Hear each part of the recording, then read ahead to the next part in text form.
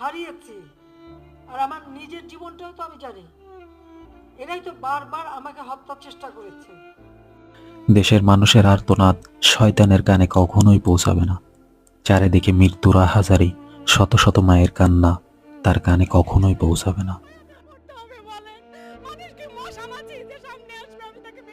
মানে তিনি কানে তুলবেন না। আপনি আমাকে যে উত্তেজিত দেশের বিচারক নিজেই মেন্টাল, নিজের বিবেক বুদ্ধি হারিয়ে ফেলেছে, সরকারের পা চাটা কুকুরগুলো দেশের সাধারণ মানুষকে খুঁড়ে খুঁড়ে খাচ্ছে।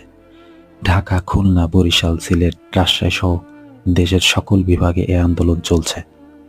সরকার নিজেও মেন্টাল হয়ে গেছে, যেন হন্যে কুকুর। মৃত্যু যেন তাকে স্পর্শই করবে না এমন ভাব, মৃত্যু যেন তার কাছেই আসবে না। ক্ষমতা এমনভাবে আঁকড়ে ধরেছে যেন সে চিরঞ্জীব। গণ অভ্যুত্থান 52 এর আন্দোলনের কথা শুনেছি, কিন্তু দু চোখে যুদ্ধ দেখলাম